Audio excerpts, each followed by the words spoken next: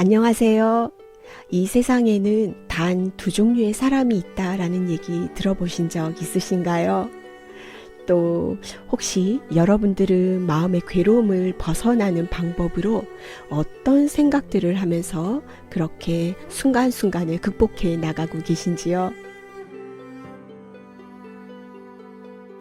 오늘은 우리 일상에서 뭔가 풀리지 않는 문제를 해결하기 위해서 이렇게 생각해 보는 것은 어떠세요? 라는 부분에 초점을 두고 이야기를 나눠보고자 합니다. 물론 이건 저 자신에게 하는 이야기다 라는 것을 먼저 말씀드리고자 합니다.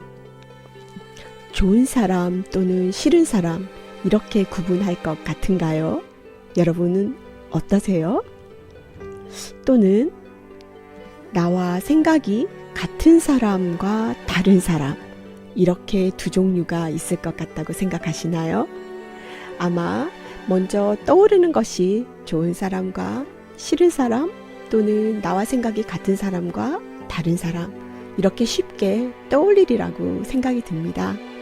그런데 오늘 제가 여러분들에게 말씀드리고 싶은 이 세상에 두 종류의 사람이 있다라고 하는 주제에서 말씀드리고 싶은 것은 이 세상에 두 종류의 사람이 있다고 믿는 사람과 믿지 않는 사람, 바로 이 두 종류의 사람이 있다는 겁니다.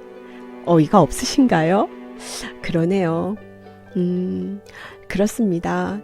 이 세상에 사실은 너와 내가 다르다라고 하는 그 차이를 믿는 사람과 또 사람은 다 똑같아 라고 믿지 않는 사람 이렇게 두 종류가 있다라고 하는 부분에 초점을 두고 이야기를 나눠보고자 합니다. 여러분은 왜 그 사람이 싫은가요? 우리가 싫다라고 하는 마음을 가지면서부터 마음속에는 괴로움이 싹트기 시작합니다. 그리고 싫다라고 생각한 그 이유를 하나하나 되짚어서 생각을 해보면은요, 나와 다르다고 생각해서 그런 건 아닌지요. 늘 한결같이 내 곁에 있는 것들에 대해서 여러분들은 두려움을 느끼지 않습니다. 가장 큰 이유 중에 하나가요, 나와 같다 또는 나와 연결되어 있다라고 하는 믿음이 있기 때문에 그런 거거든요. 대부분 나와 다르지 않다라는 생각을 가질 때 우리는 괴로움을 느끼기는커녕 더 친근하게 더 가까이 다가가는 경향이 크다라고 합니다. 그런데 다르다고 생각을 하고 나와 차이가 있다라고 생각하는 그 순간에 우리 마음속에는 괴로움이 싹트기 시작한다라는 거죠. 이러한 현상은 사회 곳곳에서 나타날 수 있습니다. 직이라던가 경제적인 부분이라던가 어떤 사람들의 인맥의 많고 자금이라던가 무수히 많은 요소 속에서 그와 다르다라고 생각하는 그 순간 생기는 마음속의 번뇌와 고민과 그 괴로움과 갈등은 굉장히 커지기 시작한다라는 거죠. 다르다고 생각하면 결국 괴롭다라는 것을 여기서는 말할 수 있는 부분입니다. 세상에 단 두 종류의 사람, 너와 내가 다르다라는 것을 믿는 그 사람과 믿지 않는 사람이라고 할 때 다르다라는 생각을 머릿속에 넣어버리게 되면 괴로운 쪽은 나의 자신, 내 쪽이라는 거죠.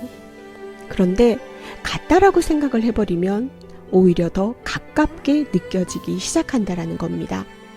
우리 사랑하는 연인들이 헤어질 때 대부분은 나는 너와 생각이 달라, 그렇지 않아, 네가 말한 그것이 아니야, 내 마음은 그렇지 않거든, 처음부터 끝까지 다르다는 것을 일관합니다. 결국 헤어질 수밖에 없는 거죠. 그런데 함께 하는 경우는요, 대부분 같다라고 생각하고 거기에 다가가고 싶은 마음이 훨씬 큰 경우 결코 헤어질 수가 없다라는 겁니다. 어떻게 보면 쉽고 어떻게 보면 어려운 부분일 수도 있고, 또한 이것이 결국은 우리가 논리적으로 말하는 말에 그칠 수도 있지만, 그러나 조금씩 생활 속에 나의 일상 속에 이것을 적용해 보는 것은 어떨까라는 걸 여러분들에게 제시하고 싶습니다.